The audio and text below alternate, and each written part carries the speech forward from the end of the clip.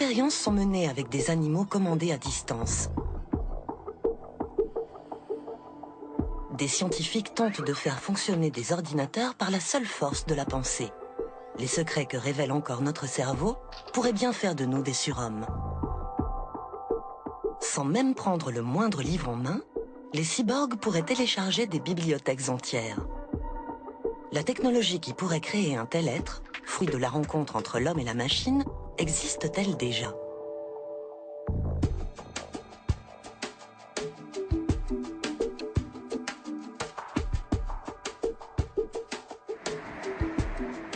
L'homme du XXIe siècle vit dans un univers où les machines sont omniprésentes. Ces assistants robotisés dominent le monde du travail et contrôlent aussi bien les flux d'informations que nos loisirs.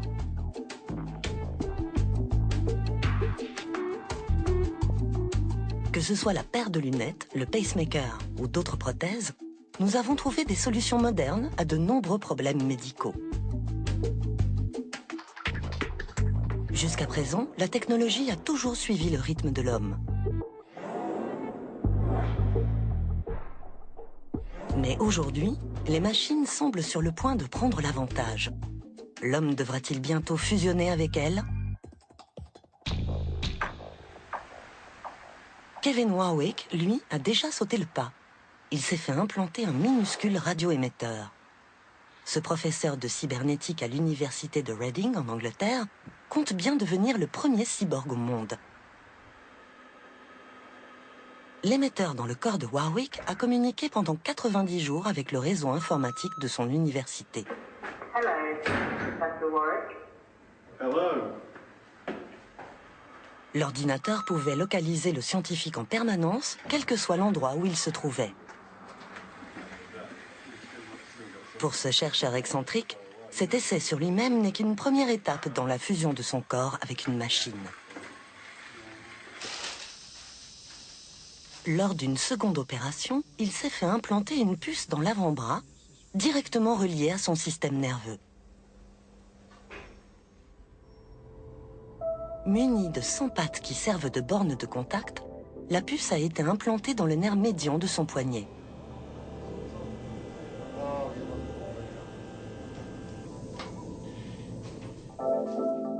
Ce nerf transmet l'influx nerveux des doigts jusqu'au cerveau. L'implant peut donc intercepter et mesurer directement ces signaux électriques.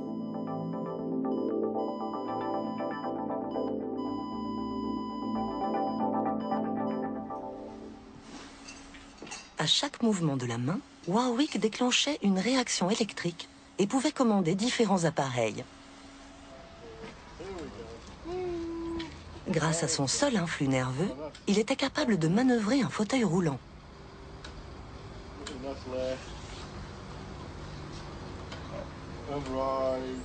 Kevin Warwick est convaincu que l'union de l'homme avec la technologie est inévitable et même nécessaire, car ainsi l'homme deviendrait maître de sa propre évolution. Selon lui, les hommes ont encore une longueur d'avance sur l'intelligence artificielle, mais bientôt, ce sont les ordinateurs qui mèneront la danse.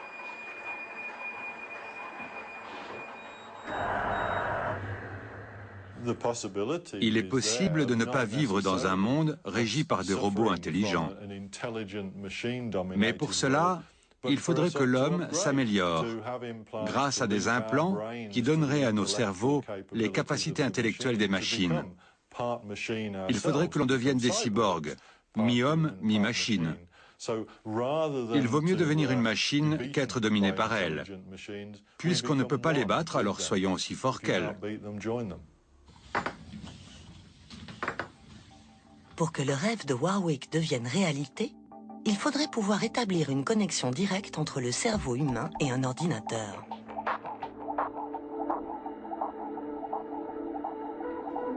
La technologie qui pourrait faire de nous des cyborgs est-elle déjà aussi avancée? Le professeur Peter Fromm-Hertz de l'Institut Max Planck est l'un des pionniers en matière de neuropuces. Dans cet institut de biochimie, des chercheurs tentent de relier des cellules nerveuses à des ordinateurs. Mais ils doivent d'abord être sûrs que le cerveau peut effectivement communiquer avec une puce, et de quelle manière.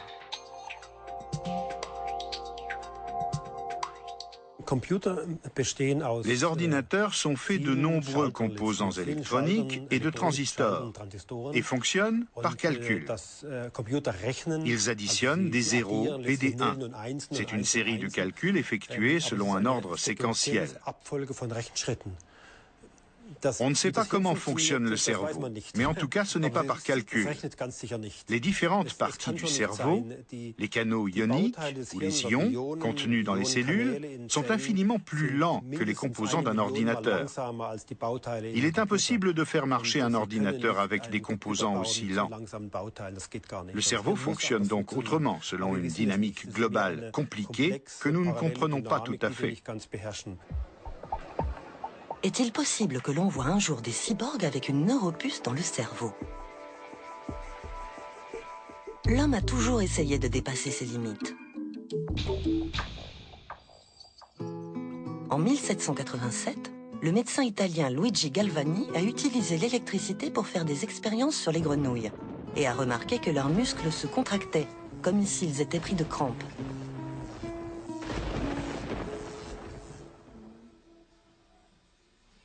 Aujourd'hui, même la médecine a recours à l'électrostimulation, que ce soit dans le cadre de traitements ou pour sauver des vies. On sait maintenant que le langage de notre cerveau est lui aussi basé sur l'influx bioélectrique.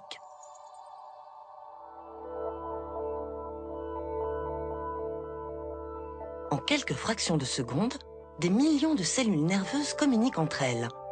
Plus de 100 milliards de neurones sont actifs en permanence dans notre cerveau.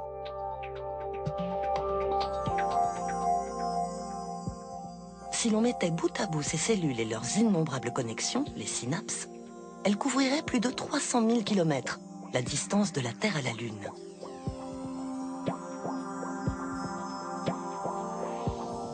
Notre cerveau est un organe incroyablement complexe, qui laisse les scientifiques toujours aussi perplexes.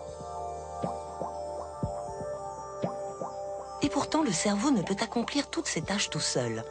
Pour avoir conscience de notre environnement, il a besoin du reste du corps.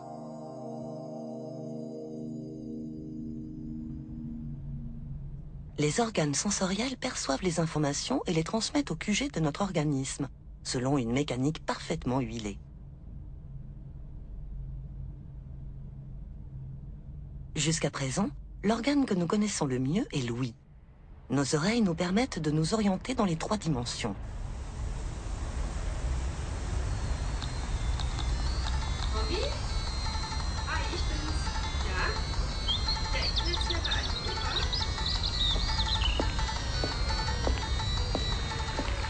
Mais qu'arrive-t-il quand cet organe sensoriel majeur cesse un jour de fonctionner?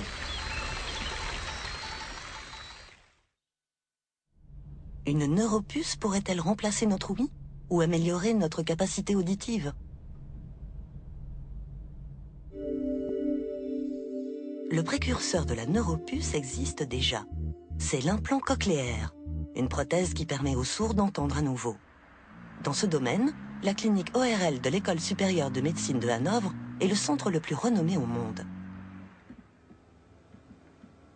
Chaque année, 250 personnes y sont opérées avec succès.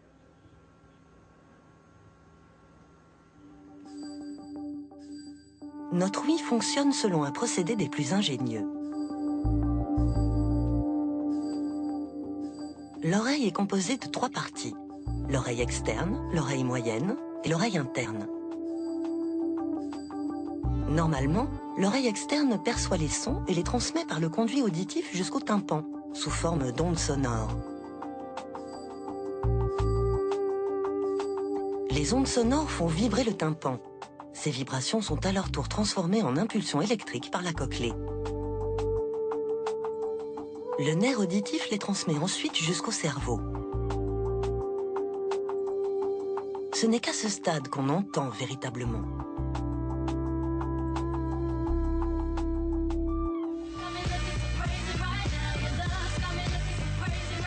La déficience auditive n'est pas seulement une conséquence de l'âge. Elle peut aussi toucher les personnes jeunes. Écouter de la musique trop fort lors de concerts ou de sorties en discothèque est très préjudiciable. Une déficience auditive commence souvent par l'impression d'entendre un sifflement perçant et continu.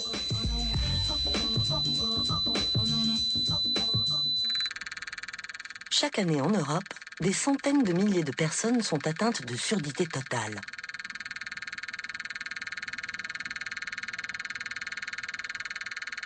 Cette déficience a souvent des origines génétiques, mais parfois elle peut être due à certaines maladies ou à des médicaments. Chez les personnes atteintes de troubles de l'ouïe, les médecins doivent d'abord déterminer le degré de surdité. On examine par exemple la capacité du patient à garder son équilibre.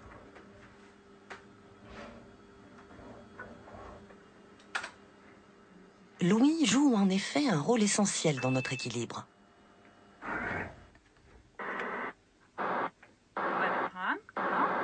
L'intervention chirurgicale est aujourd'hui couronnée de succès, surtout chez les enfants. Environ 80% des jeunes patients peuvent suivre une scolarité normale grâce à cet implant.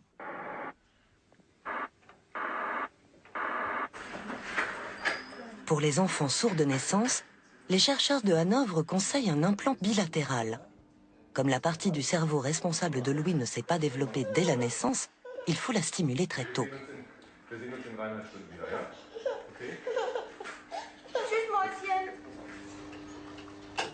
Si l'enfant bénéficie d'implants dans les 2 premières années, l'aire auditive du cerveau se développe souvent de façon prometteuse.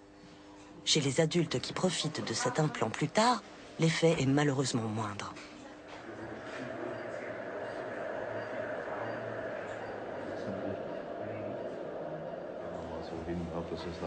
L'appareil doit être parfaitement adapté au patient.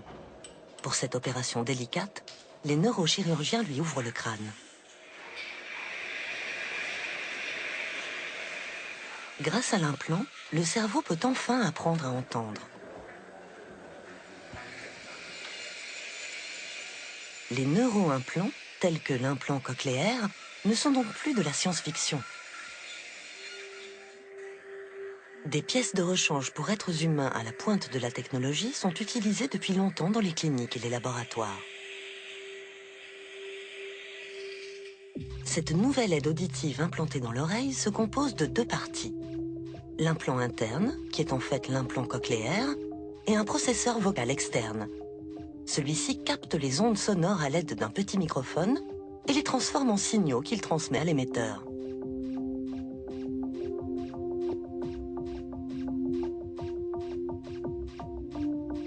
L'implant interne convertit ces signaux en impulsions électriques pour les transmettre aux différentes électrodes. Ces électrodes stimulent les fibres nerveuses de la cochlée. C'est ainsi que l'on recrée l'ouïe.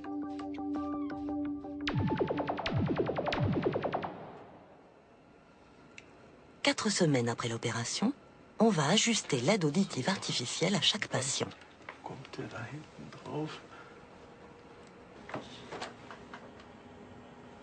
Les nerveuses humaines sont déposées dans une solution nutritive.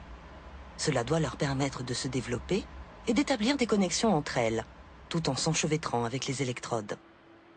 On ne peut parler de neuropuce que lorsque les cellules et les composants électroniques forment une unité physique, comme lors d'une soudure par exemple.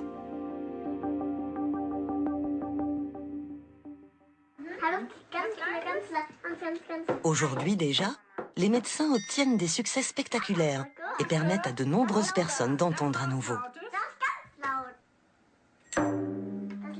Comment ne pas s'émerveiller devant une technologie qui permet à des enfants de grandir comme les autres?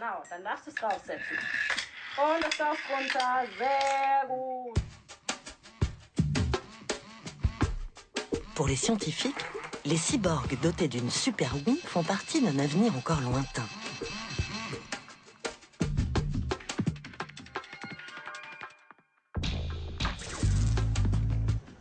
Tout comme l'ouïe, la vue est l'un des sens qui nous aide le plus à connaître le monde qui nous entoure. Les informations visuelles sont essentielles pour nous orienter.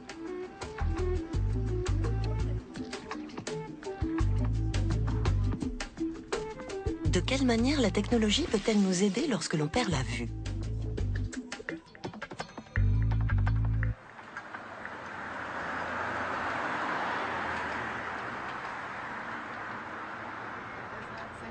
Sherry Brown, une Américaine, est aveugle depuis 16 ans.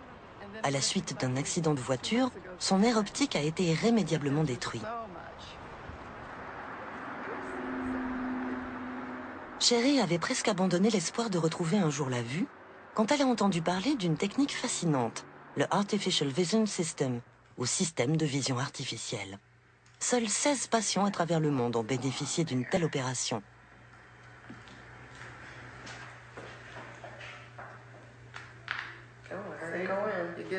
Si tu t'y prends bien, ça se met en place tout seul. Au début de l'année, 2 électrodes ont été implantées à la surface de son cerveau.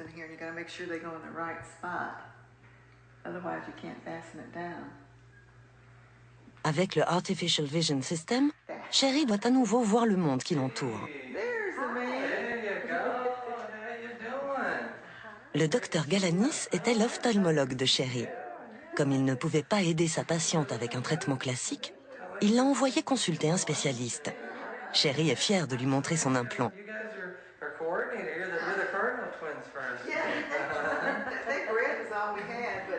Contrairement à l'implant cochléaire, des électrodes stimulent directement la surface du cerveau. Tu l'utilises tous les jours pendant 1 heure? Oui, 1 heure par jour. La caméra intégrée aux lunettes transmet des données numériques à un ordinateur portable.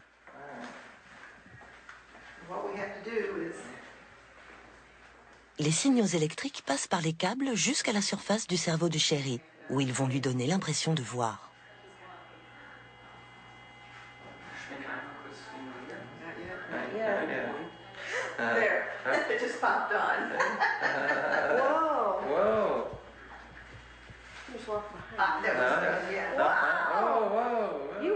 Je vois des points très lumineux, docteur. Vous êtes éblouissant. C'est parce que je porte une blouse blanche. Sherry doit s'entraîner chaque jour pour que le cerveau s'adapte au fur et à mesure à cette vision artificielle.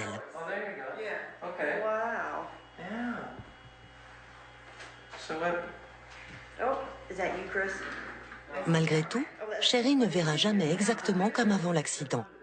La vision qu'offre ce système est totalement différente.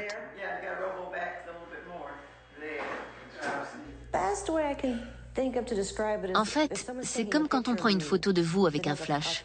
Vous êtes parfois ébloui et vous voyez pendant quelque temps comme un reflet du flash. Une tache blanche au milieu de votre champ de vision. C'est comme ça que je vois. Mais avec 2 taches blanches, l'une au-dessus de l'autre. Les électrodes sont posées sur les 2 hémisphères du cerveau, sur l'aire principalement responsable de la vision. L'électricité transmise par les électrodes stimule le cerveau de Sherry à des endroits bien précis, ce qui crée ces points lumineux.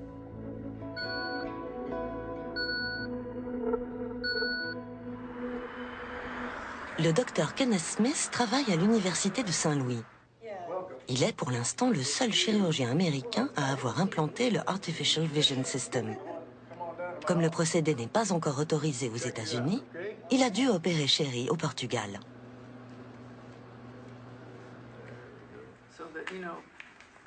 Les plots sur la tête de Sherry mènent directement au cerveau. Le docteur Smith les vérifie régulièrement, car le risque d'infection est très élevé. Hi, Sherry. Roger! How you doing, good looking? Roger Evans rend régulièrement visite à Sherry pour constater ses progrès. Turned you on this morning. I had to turn myself on. Son association, le Lions Club, a financé l'opération qui représentait un coût de $100 000. Parfois, les points ne sont pas tout blancs. Ils ont aussi un petit centre rouge. Cool. Okay, can you focus? That was Dr. Smith. You can focus on the table. Le docteur Smith évalue régulièrement avec Sherry l'efficacité du système. Right here.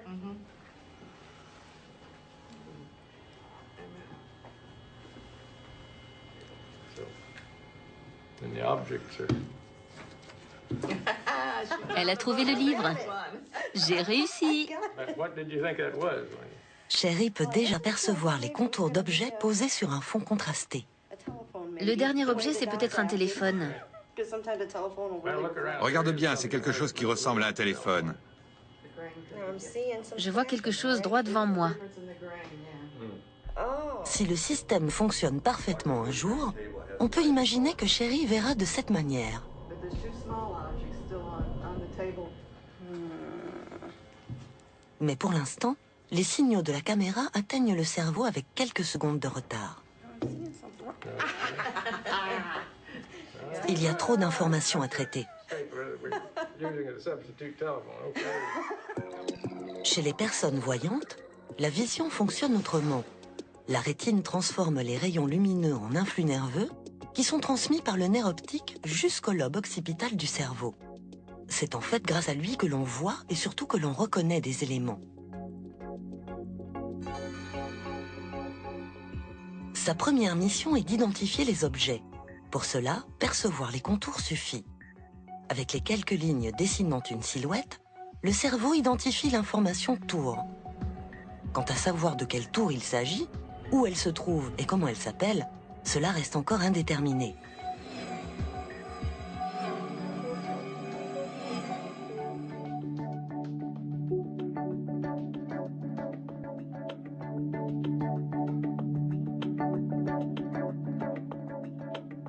Ensuite, le cerveau différencie les couleurs.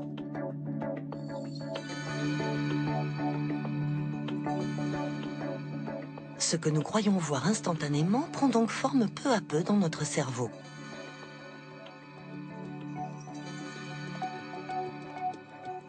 Il compare ensuite l'image devant nous avec nos souvenirs et nos connaissances.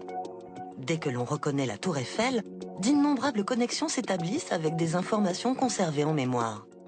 C'est ainsi que le cerveau construit une image aussi aboutie que possible. La façon dont Sherry voit est encore bien éloignée d'une vision aussi précise. Mais pour elle, même les petits progrès sont de grandes victoires.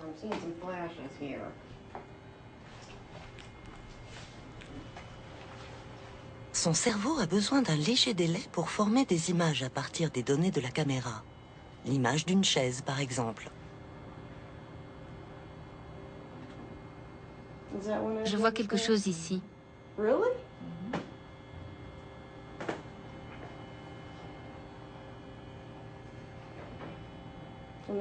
Est-ce que c'est la coudoir?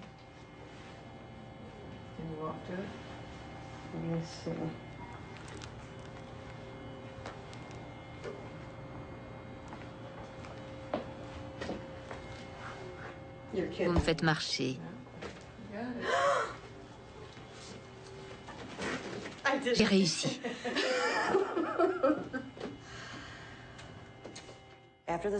Après l'opération sur le cerveau, la plaie a beaucoup suinté.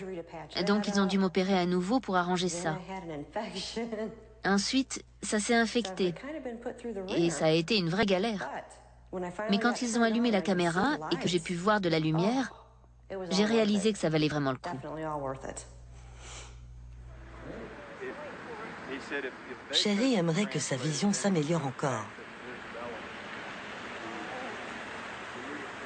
Mais pour activer d'autres électrodes dans sa tête, il faudrait un logiciel sophistiqué et donc très cher.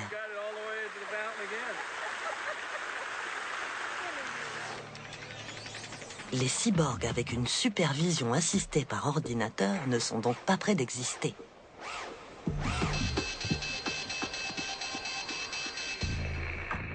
Dans les années 60, le secrétariat d'État américain avait déjà financé des essais portant sur les effets de l'électrostimulation du cerveau.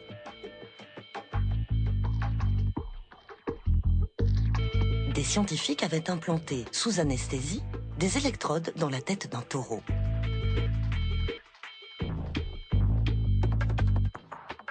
Les chercheurs déclenchaient des impulsions électriques dans le cerveau de l'animal pour le commander à distance. À l'aide d'une télécommande, ils pouvaient ainsi l'arrêter dans sa course.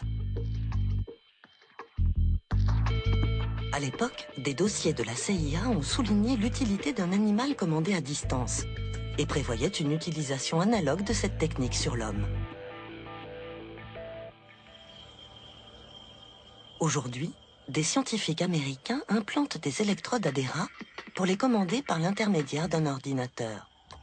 Officiellement, ces animaux doivent être utilisés pour le déminage ou pour le sauvetage de personnes ensevelies.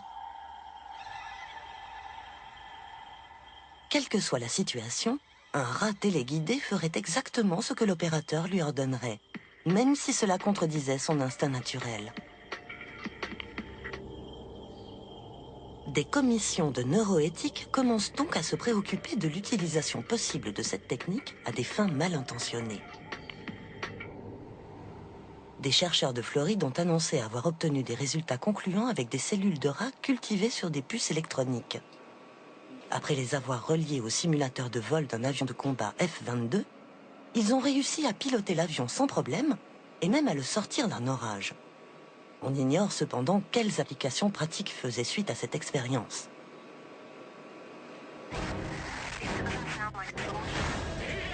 Les opposants à cette technique craignent qu'un jour des soldats manipulés à distance n'existent plus seulement dans les jeux vidéo, mais aussi dans la réalité. De nombreux centres de recherche s'intéressent désormais à l'électrostimulation du cerveau humain. Dans un avenir proche, pourra-t-on même lire dans nos pensées? À l'Institut Fraunhofer, on essaie d'identifier les flux de pensée grâce à un procédé ultra perfectionné. Des capteurs de mesure sont disposés sur toute la tête pour capter les influx électriques circulant dans le cerveau quand le cobaye pense à un mouvement. Une entreprise américaine a déjà poussé l'expérience un peu plus loin. Ce sont les premiers au monde à avoir implanté une puce directement dans le cortex cérébral pour épier au plus près ces cellules nerveuses. Le système BrainGate, tel est son nom, doit permettre aux personnes handicapées d'être plus autonomes, en pouvant commander un ordinateur par la seule force de leur pensée. On implante au patient un capteur plus petit qu'une lentille de contact sur l'aire du cerveau responsable de la fonction motrice. Le capteur intercepte les signaux électriques du cerveau et les transmet à un ordinateur qui interprète ces données.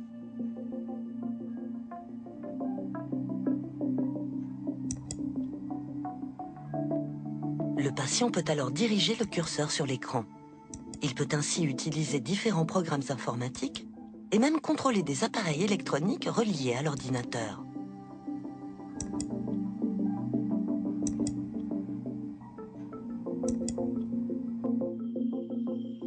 L'Américain Matthew Nagel a été le premier patient paraplégique à avoir bénéficié d'un tel implant.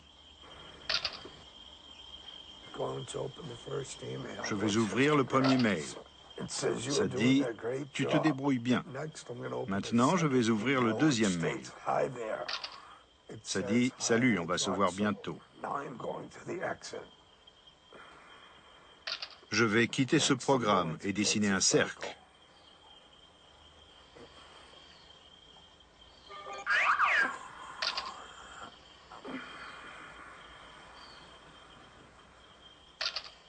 Je ne peux pas faire mieux.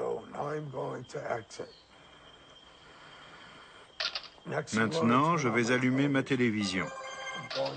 Je vais appuyer sur le bouton « On » pour allumer la télé. La télévision est allumée, je vais changer de chaîne. Voilà. Je vais à nouveau changer de chaîne. La puce de Matthew enregistre près de 10 millions de données à la seconde. Abe Kaplan, l'un des programmeurs, nous explique le fonctionnement. Ici, vous voyez tous les signaux envoyés par les neurones. Chaque case représente l'activité neuronale enregistrée par chacune des électrodes disposées sur la face du capteur. En tout, nous pouvons suivre les signaux enregistrés par les 96 électrodes du capteur.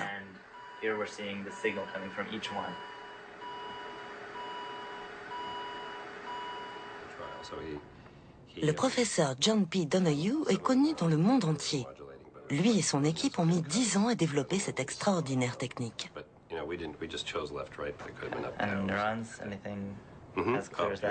Les progrès sont lents, mais l'équipe poursuit un objectif de taille.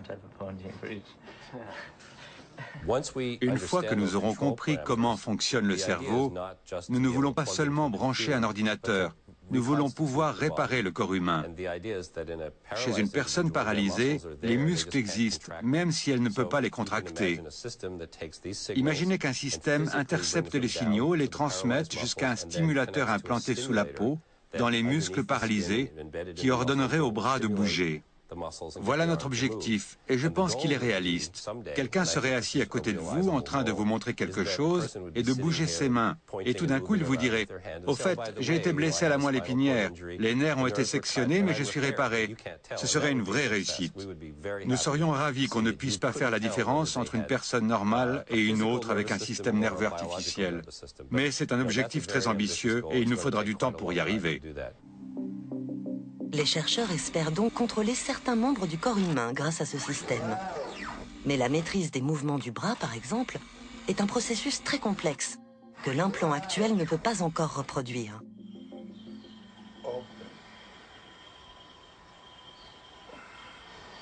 Now close it. Now close. Open. Si l'on peut déjà identifier les influx nerveux du cerveau correspondant au mouvement, il semble probable que l'on puisse bientôt contrôler nos pensées. Une vision de l'avenir plutôt effrayante que le professeur Donoghue considère comme aberrante, pour le moment. On dit que le système BrainGate pose un problème d'éthique, mais nous n'étudions qu'une infime partie de notre activité cérébrale. Même si nous pouvons savoir qu'une personne pense à un mouvement précis, ce n'est qu'une étape d'un processus bien plus complexe que nous ne pouvons pas contrôler. Certaines personnes ont peur que l'on puisse lire dans les pensées. Mais la pensée est le fruit d'une activité qui englobe tout le cerveau. Et nous n'avons pas les moyens de capter toutes ces interactions. Je pense que les inquiétudes de ces quelques gens sont infondées. Mais il me semble important de poursuivre le débat public à ce sujet, pour que les gens aient conscience des capacités et des utilisations possibles de cette technologie, mais aussi de ce qu'elle ne peut pas faire, comme savoir ce que vous comptez faire le lendemain, ou connaître vos pensées les plus intimes. Apparemment, nous ne sommes pas encore prêts de devenir des surhommes avec des cerveaux implantés de puces. Mais Kevin Warwick, le professeur cyborg, a plutôt confiance en l'avenir.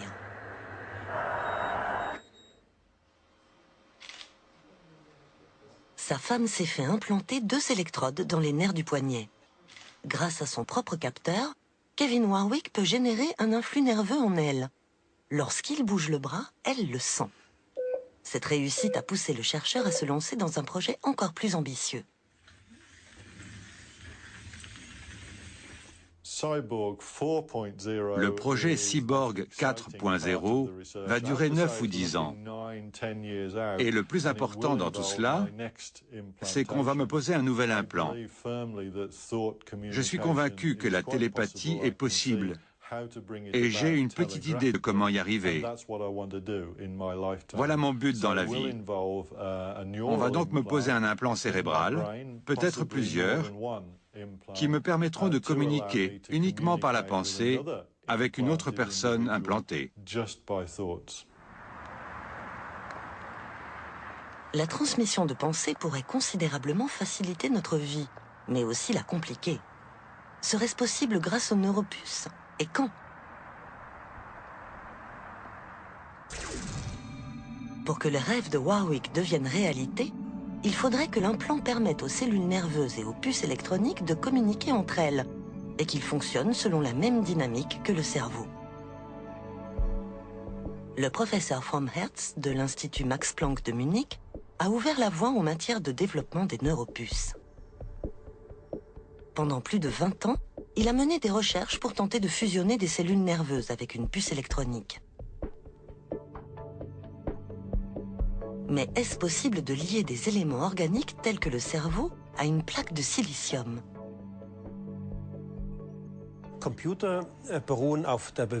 Les ordinateurs fonctionnent grâce au déplacement d'électrons dans le silicium, c'est-à-dire dans un corps solide. Le cerveau, lui, fonctionne grâce au déplacement non seulement de signaux électriques, mais aussi d'ions de chlorure de sodium dans un milieu liquide.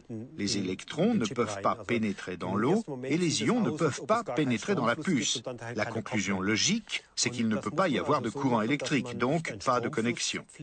Nous ne pouvons pas créer de courant courant électrique entre la puce et la cellule. Il faut donc que la cellule soit si proche de la puce qu'elle puisse y sentir les champs électriques, les variations de tension, et qu'inversement, la puce sente ces mêmes variations dans la cellule nerveuse. Les cellules nerveuses ne sont donc séparées de la puce que par une couche extrêmement fine. Il devient ainsi possible de mesurer l'activité électrique de la cellule. Étonnamment, les escargots ont largement contribué à cette avancée scientifique.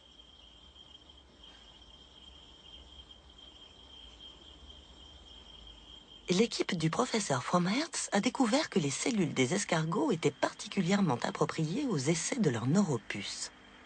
Elles sont légèrement plus grandes que celles des mammifères et émettent donc un signal électrique un peu plus fort. Les escargots se prêtent bien à ces expériences, car chez eux, même de petits ensembles de cellules sont responsables des fonctions corporelles vitales. Ainsi, seules 3 cellules nerveuses contrôlent toute la respiration de l'escargot. Avec des gestes d'une précision extrême, on prépare un escargot pour l'expérience. D'abord, le cerveau de l'animal anesthésié est retiré.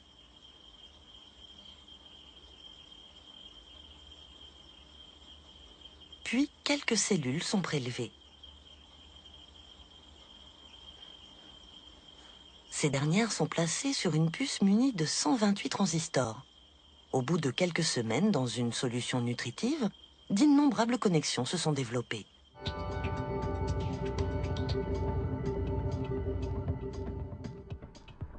Une seule cellule nerveuse est capable de se connecter à près de 10 000 autres. Lorsque les cellules communiquent entre elles, la puce peut épier ce qui se passe.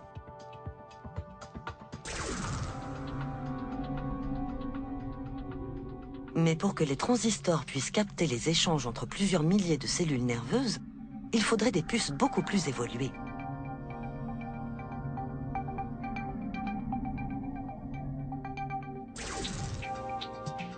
Quand le professeur Fromhertz a commencé ses expériences, les puces n'avaient que 8 transistors.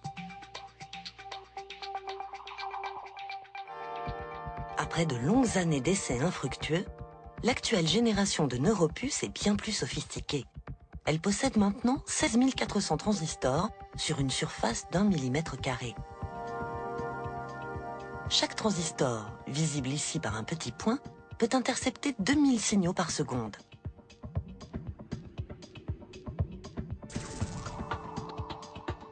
Les chercheurs utilisent ces nouvelles puces pour faire des essais sur des cellules de mammifères.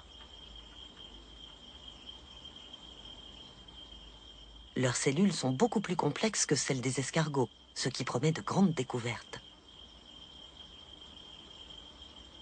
Quand les cellules nerveuses sur la puce sont stimulées électriquement, on peut facilement observer la façon dont elles communiquent entre elles. C'est grâce à ces interactions que le cerveau fonctionne. Ceci intéresse tout particulièrement les scientifiques qui cherchent à étudier les échanges simultanés d'informations entre le plus grand nombre de cellules possibles. Cette animation montre qu'en seulement 14 millièmes de seconde, près de 25 000 cellules nerveuses d'un rat communiquent ensemble. Nous voyons littéralement les pensées de l'animal.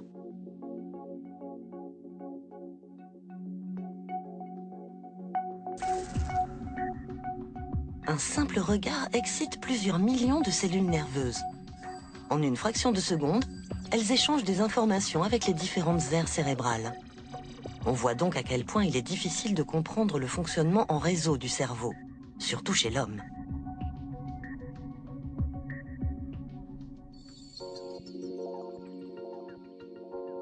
Une neuropuce pourrait-elle vraiment démultiplier les capacités de notre cerveau, ou même le remplacer ? Je pense que pour l'instant, nous disposons de trop peu de données. Nous n'en savons pas assez. Je ne parle pas du cerveau tout entier, mais seulement de certaines parties, comme le cortex visuel ou l'hippocampe.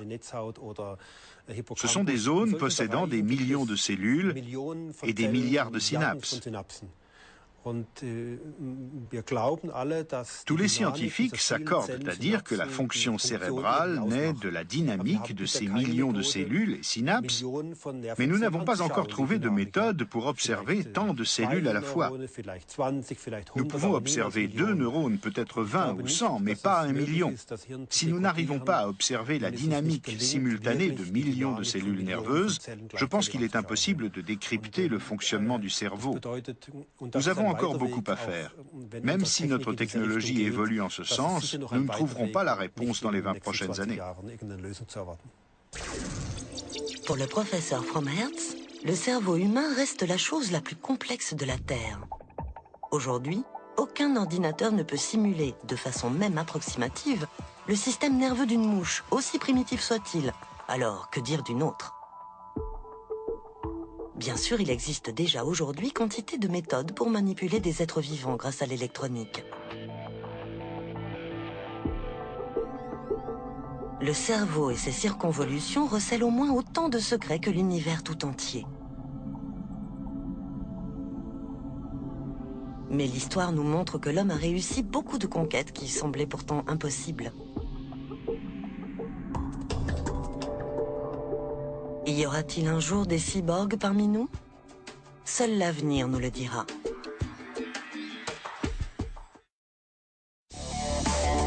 Demain, nous rencontrerons les microbes, nos amis. Et oui, dès notre naissance, nous sommes assaillis par des armées de bactéries et micro-organismes dont la totalité peut peser jusqu'à 1,5 kg.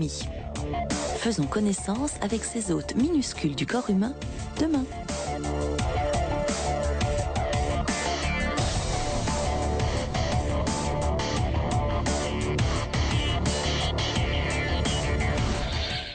Dans un instant,